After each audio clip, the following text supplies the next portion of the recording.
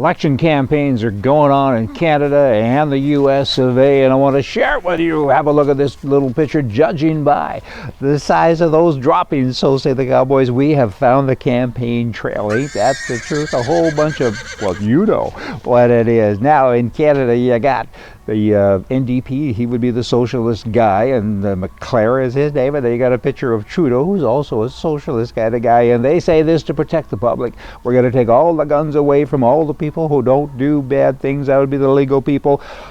Because it's easy, and because we know where the guns are. Anyway, they all have licenses, and their guns, their handguns in particular, are registered. The long guns used to be, so we got to know what to do. What they miss, though, is when they say they're going out to get all of the guns away, because they are saying that that's what they want to do.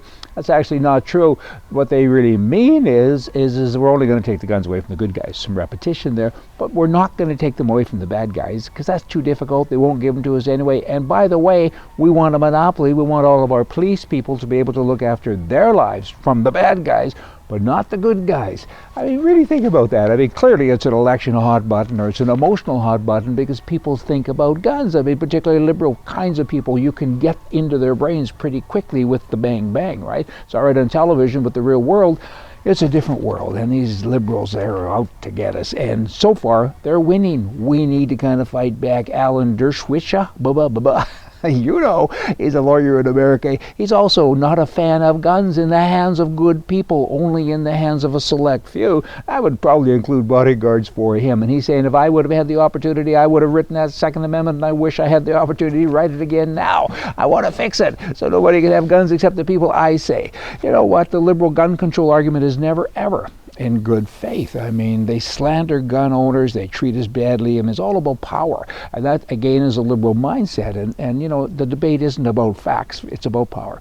Don't ever let a fact get in your way. The liberal anti-gun narrative is aimed at creating a public policy to disarm citizens, and they believe, the radical left, I think all left people are radical, actually, but they actually believe that government should have more power than the people, and they hate the Second Amendment in the US of A, and they hate the fact in Canada that a lot of free people walk around saying, I need that right. It is a right to defend my life and to defend my family.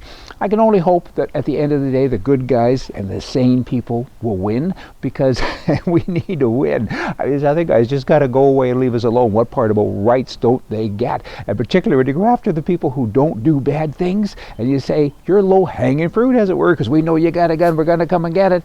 Wow and double wow. I mean, that is hurtful to everybody, certainly to the economy, and on I could go. I could talk about this for days. And these people are always saying, but you're wrong, Ryan. We got to take your guns away. Give me a fact. I mean, if there were truly facts, people like myself and other law-abiding people with guns would give them up. I mean, show me that by giving up my guns, it'll save a whole bunch of lives. I'll be the first one in line, but that ain't reality. The Alberta government in Canada recently declared a province-wide agriculture disaster as a result of extreme weather conditions. They're socialists, and how they got in is kind of a mystery, and kind of not, because the government that was in power more or less packaged it up and gave it away. But in any event, the province is in total disarray now. Not only is the oil business upside down, the agriculture business is upside down, and you got people running without minds. Oh, come back and let's watch that movie and see what happens. Hey, now, Republican presidential nomination. It's not until July of 2016. We got a long time to listen about the Trumps and to the Trumps and everybody else that's in the race. And it's pretty interesting stuff. And you know what? Here's one guy that made it very clear that Trump would not be welcome at a gathering that he put on, because he said he was disrespectful to Megyn Kelly, as disrespectful female journalist. I don't want my daughter in the same room as Donald Trump.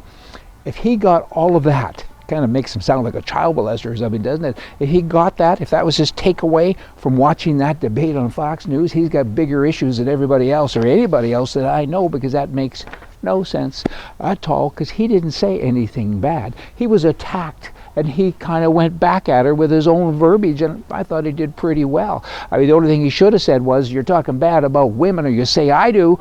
I talk bad about men too, but he didn't do that, and he was kind of stuck on the woman issue. But she, anyway, y'all come back tomorrow. We're going to have more for you from the right. See ya.